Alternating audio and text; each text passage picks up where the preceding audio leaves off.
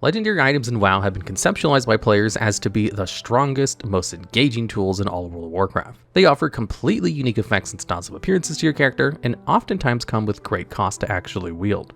In this list, we're going to go over some of the best legendary items to ever exist in the game. To start us off, we have a certified classic. Legendary of WoW's history, Sulfuras, Hand of Ragnaros. This legendary is the foundation of how WoW builds its core on following legendary weapons, and is heralded as the first amongst them all. This legendary was available to druids, paladins, shamans, and warriors during existence, but was very commonly seen amongst paladins and warriors due to its properties. When equipped, Sulfuras had a chance to proc a fireball at your target, dealing high fire damage and applying a damage over time effect to the target for 10 seconds. It also would deal a semi amount of thorns damage, meaning that every time its wielder was struck with a melee attack, they would deal some of that damage back at them. It was the largest DPS boost in the game for melee users, until the Might of Menethil weapon was added in patch 1.11. But still competed very heavily. As opposed to more recent legendaries in WoW though, this one actually required you to loot special items before you were able to begin crafting it. This was in the form of Eye of Sulfuras that drops from Ragnaros himself with a Molten Core. It's about a 3% drop chance, allegedly, and when put together with a base Sulfuron hammer, a skilled blacksmith could then create the hammer. The base Sulfuron hammer's plans were learned from Lokhto Stark Bargainer after you would give him a Sulfuras Ignet.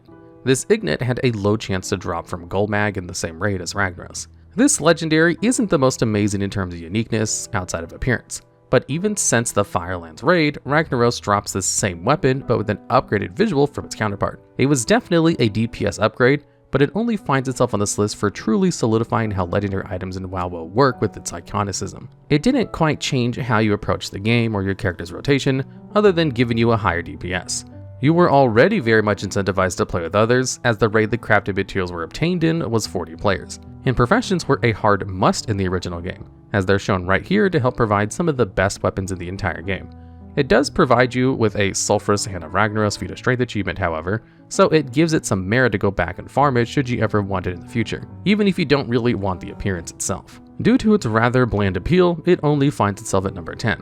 But helps set the tone for the future entries because of its method of obtaining it. Up next at number 9, we have Rae'shalare, Death's Whisper. This legendary was added in patch 9.1 of Shadowlands and drops from Sylvanas Windrunner upon defeat. It was relatively boring to obtain and just simply relied on RNG to actually have the bow itself drop. This bow is exclusive to hunters only, and is the second legendary bow in the game to be added. This weapon is the bow of Sylvanas herself, and longtime players would have learned rather fast she is essentially the face of hunter class fantasy next to Rexxar. Equipping the weapon will grant the hunter a brand new ability called Wailing Arrow. This button will shoot an enchanted arrow at your target and deal a high amount of shadow damage, and an additional burst of damage to all targets around your primary. All targets struck by the effect are silenced for 5 whole seconds. This was especially good in Mythic Plus when a tank would pull a large group of mobs and all the hunter had to do was press the button once and it would silence the entire pack and deal massive damage in the process.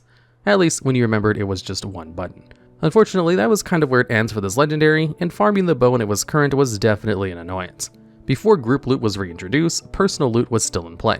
Essentially, when a boss died, only a certain amount of people would get loot at complete random from the boss's loot table. And if you were a hunter, this may include the bow, if you were lucky enough.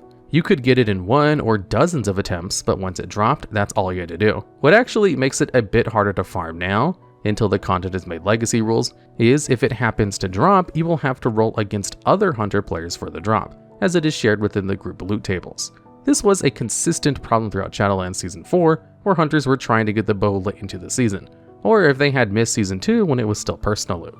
To gatekeep a legendary behind additional RNG in such a way is generally super unfun, especially when the ability it provides is very powerful for high-end content. Funny enough though, the bow originally was going to be implemented with the epic/purple quality before Blizzard made the decision to change it. When designing the bow, Blizzard wanted hunters to have a similar ability to Sylvanas' own, and it felt way cooler to make the item a legendary rather than just a regular epic item. Following Rae'shalare, we have Nasz'uro, the Unbound legacy from patch 10.1 of Dragonflight. This legendary is currently the only Evoker exclusive, but also the only fist weapon legendary in WoW. To obtain this weapon, you must kill Scale Commander Sarkath and Aberrus the Shadowed Crucible raid on any difficulty. So doing so on higher difficulties will increase your chance to get the item necessary to begin the quest chain to unlock this weapon, the Cracked Titan Gem. Once you have it, you may start the quest and gather materials for the legendary, if you haven't already prepared for them earlier. From here, you'll be asked to collect 400 temporal vestigials, which will be looted from rare elites in the Zaralek Cavern Zone, world bosses, or Aberrus bosses. You can increase the drop rate of these items with the Ancient Memories item, helping them find additional vestiges on kills you and your friends participate in together. It will also help teach how to craft a piece of the legendary itself if they are blacksmith, engineer, or jewel crafter. These 3 professions are required to make the legendary. Once you have all of the necessary materials, you will need to send the person you taught the recipe to a work order. Work orders are basically public or private commissions of personal-based items that you wish to see crafted. It's generally understood you'll be provided the materials and paying for the service, but it is not required, typically. Once the items are created, you can continue the questline and travel to the fall of Neltharion himself in the Maelstrom. You witness his final moments once again, but take part of his essence with you and infuse it into the gauntlet you've crafted. It is then given to the evoker character, and upon completion of the final quest, a region-wide announcement will enter the chat that says, "A triumphant roar echoes from atop the seat of the aspects, as Nasz'uro the Unbound legacy is formed." The legendary itself, aside from a massive stat stick, doesn't actually benefit the evokers themselves, however. Basically, whenever you cast Fire Breath, Eternity Surge, Dream Breath, Spirit Bloom, or Upheaval, it will send out an orb that seeks out someone in your group. If it reaches them, it will increase their primary stat by a large amount and give them a speed buff alongside it for 10 seconds. It's unique in the fact that it's actually a complete support tool, rather than just a buff to the wearer alone, if you don't count the shield from Valinir, which was already a healer legendary. Unfortunately, because it's only evoker, it loses some points, but it's nice to see Blizzard giving them such a special weapon, and the augmentation specialization to further complement its addition as a support role. Similar to Sulfuras, though, it doesn't change how you play the spec at all, and just serves to be the highest item level weapon slot with a unique appearance. Eventually, Blizzard would add a bad luck protection mechanic to this item. This means that for every attempt on Sarkareth you make and don't get the legendary, the game will automatically increase your odds on the next attempt, stacking indefinitely until you eventually get it. So as opposed to the Sylvanas bow, this legendary will be obtained eventually throughout enough grinding, but Rae'shalare may never actually show up, though its implementation is reminiscent of the original method to obtain legendaries and is shared in the future entries on this list. So it's not super fun to use, but its method of obtaining is more enjoyable than the others and helps put the orange text it brings to light. And at number 7, we have Fyr'alath the Dreamrender. Fyr'alath was added in patch 10.2 Dragonflight as a potential drop from Fyr'alath the Blazing and Yggdrasil the Dream's Hope. Extremely similar to Nasz'uro, this legendary had bad luck protection added to its drop rate, but this time right out the gate, meaning from the start you'll be earning better chances with each week. It also was just a random roll once the boss itself dies, giving you an item to start a quest chain to obtain the weapon. This weapon would be the second legendary weapon in the game for two-handed strength users, and was also another axe. So just kill Fyr'alath every week on the highest difficulty you're able, and the game will roll the dice. If you happen to loot the item for the quest, which is actually just the axe itself, you will try to equip it and fail in the process, unable to tame the Shadow Flame magic within. Shadow Flame is a magic created by Neltharion that is so potent in corruption that not even he, the Black Dragon aspect, and Fyr'alath could fully tame it, driving them to a sadistic madness. Your goal is to purify the properties within the axe to at least be somewhat able to be wielded. In order to do this, you will likewise gather hundreds of crafting materials to create capable items to use the weapon from various professions. You will teach people those professions how to craft them, and then you'll be able to put them together to start a final scenario. However, before all of that, you must first complete additional steps compared to Nasz'uro. This time, you'll be prompted to run the hourly Super Bloom event constantly to loot Shadowed Dreamleaf for one of the offered quests. You will also need to disenchant various epic quality items from your bags and slay many elite rares within the Emerald Dream Zone. Doing this and a bit more will allow you to enter a final scenario where you'll face off against an echo of Fyr'alath himself as you begin to use the axe and harness its power in full.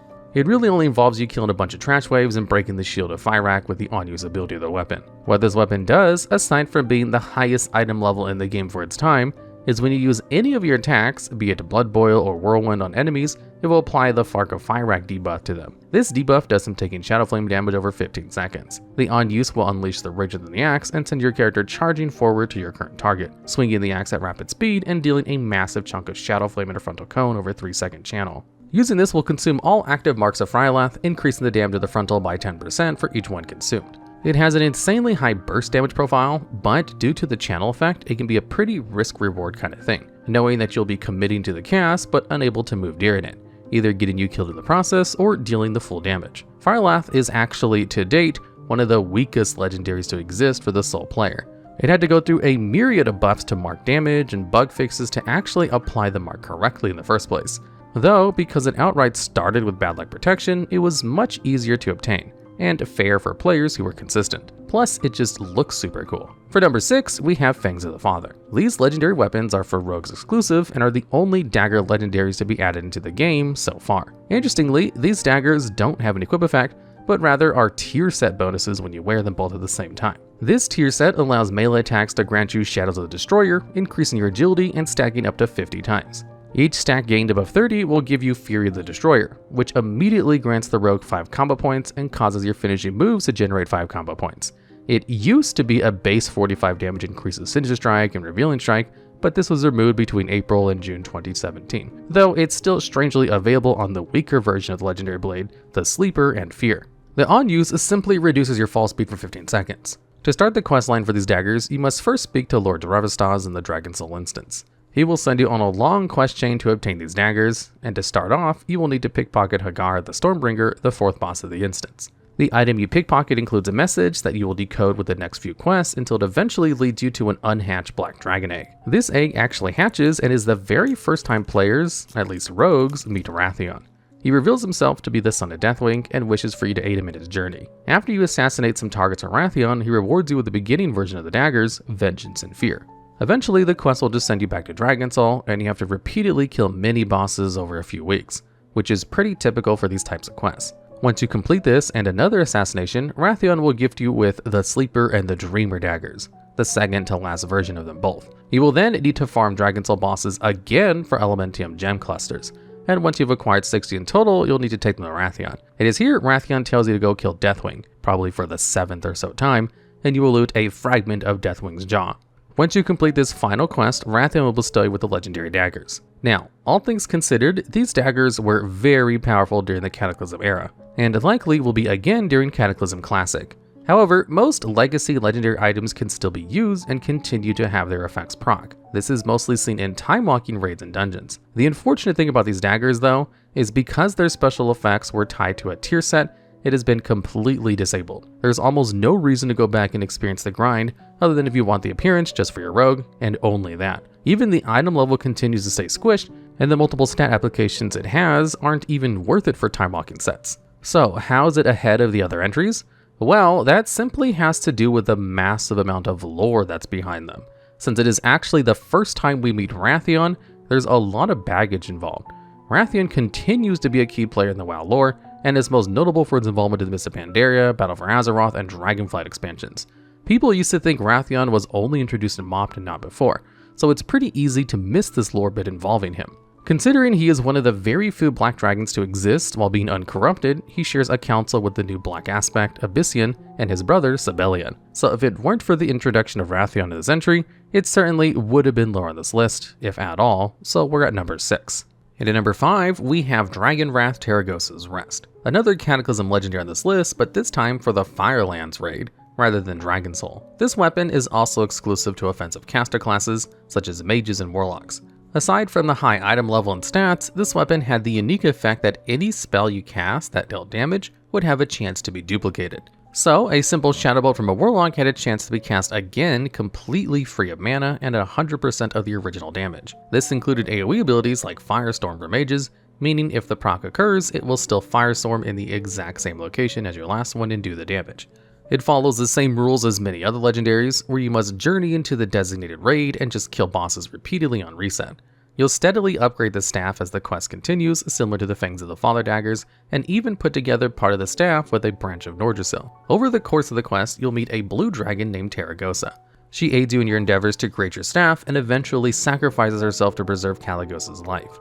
She will save her own life by binding herself to the very staff you are creating, and with the aid of materials from the Firelands itself, she was allowed to endure within it. Her sacrifice would prove extra bountiful, however, as it directly allows for the ascension of Tarecgosa into the new blue dragonflight aspect. Once you bind the Firelands and Tarecgosa to the staff, you witness a ceremony within your capital city of either Stormwind or Orgrimmar, and will be given the staff. Interestingly, when you use the on-use of the staff, it actually turns you into Tarecgosa's dragon form itself, allowing you to use the staff as a mount. It flies just as fast as any other, aside from dragon riding ones, but you must have the staff equipped to use it. This was changed, however, in Dragonflight. Kalik would approach the player if they had completed the original storyline and talk about giving Tarecgosa her well-deserved rest. You would perform a ritual to make this so, and then be given a mount of the very dragon form of Tarecgosa separated from the staff. To use this mount though, you have to have the staff on that character, so it's sadly not as account wide as you think. So not only is this weapon rather worth farming for its nice appearance and special damage effect it creates, you also get an entirely extra mount exclusive to the legendary alone. On top of this, the lore reveal of Kalecgos becoming the blue dragon aspect is a massive feat, as prior he may have just seemed to be the default leader but without the title to some. So it gets a higher placement for just a simply better reward for the grind and a larger class accessibility, alongside the large amounts of lore that take place during its inception. And at number 4, we have the Warglaives of Azzinoth. The Warglaives are the twin weapons of the famous demon hunter, Illidan Stormrage. Illidan is mostly known for being the absolute face of demon hunters in WoW, on top of being the cover for both the Burning Crusade and Legion expansions. It's hard to go anywhere in WoW without hearing the famous "You're not prepared" voice line being memed or talked about in some form. These weapons are both one-handed swords, meaning they were only usable for warriors and rogues before the introduction of Death Knights, monks, and demon hunters themselves. Because they were swords, they actually have different transmog stipulations behind them, as the Warglaive weapon type was not added until Legion 5 expansions later. Equipping both of these glaives will activate 2 different tier set bonuses for the player. The first bonus will give your attacks a proc effect that increases your haste a large amount for 10 seconds. The second will simply increase your attack power against any NPC marked with the demon mob type. If you collect both of the weapons, you'll be rewarded with the feat of strength, Warglaives of Azzinoth achievement. To obtain these items, you must simply slay Illidan within the Black Temple raid and hope for the best, as RNG is the guide for them. They have a rather low drop rate chance, and even once you get one, you have to get the other. There's also nothing saying that you can't get a duplicate of the offhand version of the glaive before the adjacent one. It doesn't generally change anything for your character, other than providing you with the weapons of Illidan himself and increasing your DPS a significant amount really. So why it's so high in this list? The answer simply falls in how iconic it truly is, and how revered these 17-year-old blades are to players. Even when the Burning Crusade Classic began to roll around, players scrounged all over the place to get these blades on their character and did everything they could. Funny enough, the tier set bonus of the haste effect continues to work in Time Walking, as opposed to the Fangs of the Father, despite being a legacy items even further behind Cataclysm. Overall, it's just the iconography of the weapon and real-world counterparts and media references that follow it that give it its place on this list. Otherwise landed it lower on this list in any other time period. And at number 3, we have Shadowmourne, added for the Ice-Crowned Citadel raid. This was the first legendary axe added to the game and was exclusively made for warriors, paladins, and death knights. Equipping it will allow your melee attacks to have a chance at draining a soul fragment from your target, granting you strength. Once you have 10 of these fragments, you will unleash a Chaos Bane, dealing high shadow damage split between all enemies hit around you, granting you a strength buff for 10 seconds afterwards. This blade serves to be a direct counterpart to the Lich King's very own weapon, Frostmourne. It was crafted with similar properties and the ability to steal souls to further empower it. During the questline, you get to relive the events of Arthas originally taking up the cursed blade, Frostmourne, and his betrayal of Lordaeron. Frostmourne was understood to be the ruler of Northrend just as much as the Lich King himself was, so the task to create this blade is considered a somewhat suicide mission. So, when Darian Morgraine tasks the player, he warns them of what's to come. You will go on to craft the Shadow Edge weapon with Primordial Serenite, the Blood of Rotface and Festergut, and the former weapon of Arthas, Light's Vengeance. Once you do so, you will further empower the weapon with the souls of the Lich King's minions, and then an infusion of each Death Knight specialization, designed off the various halls of the Citadel. You will have the Unholy, Frost, and Blood infusions in total. Once you do so, Darian instructs you to collect 50 Shadow Frost shards to complete the ritual of your Unholy weapon. These are looted off of any boss in Ice-Crowned Citadel raid at random. Once you've done so, Darian tasks you with slaying the Lich King himself with Shadowmourne to protect Azeroth. Now, aside from the obvious iconography of this weapon and its counterpart, it also just straight up looks like one of the coolest legendary weapons Blizzard has had to date. Its unique quick effect was exceptionally good during its time, and didn't require buffs like Fyr'alath did when released. It also came with its big heap of lore, showing off the original events of Arthas' betrayal, and working personally with Darian to create this weapon was something wholly unique. You had to completely approach raid encounters differently in order to get the infusions correctly, such as the Blood infusion, which needed the person on the quest to bite 3 different targets after being hit with the Blood Mirror. It isn't difficult to do, but requires guilds to approach fights in different manners. Additionally, as you progress the questline, the Lich King is fully aware of your efforts to do so. He mocks you in the process and dares you to continue in your quest to fall to him anyways. Quotes like, "The hunger your weapon feels is but a shade of what awaits. Do you want to see real hunger, real power? Continue onward, hero. I am waiting." These quotes are frequently heard as you feed Shadow Edge with souls. It's a super enjoyable grind, and even upon completion, you're rewarded with a plethora of extra goodies, aside from the legendary itself. Once the Lich King is dead, you'll be able to talk to the previous victims of Arthas' tyranny and be given their loot. This includes the Reigns of the Crimson Death Charger, the Tablet of the Lightbringer, Jaina's Locket, which teleports you to Old Dalaran, Mirrodin's Favor, which turns you into a Frost Dwarf, and Sylvanas' Music Box, which plays the Lament of the Highborn soundtrack. All of these items can be sold in the auction house, so even doing the questline a second time is absolutely worth it for gold farmers. Or just for fun, whatever really works for you. And at number 2 on this list, we have Thunderfury, Blessed Blade of the Windseeker. Thunderfury, for all of its blessed memes and silly cultures provided within the WoW community, has helped it stay as one of the most prolific legendaries in the history of Warcraft. It's almost a daily occurrence in a populated server's trade chat to spam the chat with the legendary weapon name over and over again, quoting, "Did someone say Thunderfury Blessed Blade of the Windseeker?" It's likely due to just being one of the very first items in the game with its orange text, so it became a meme to reference it constantly, or it just had to do with how quickly it could flood a chat box due to its really long name. This is further supported by the addition of the inflatable Thunderfury Blessed Blade of the Windseeker item that turns your item into a weapon of the same name. Likewise to Sulfuras, as mentioned in entry 10, you must craft this legendary.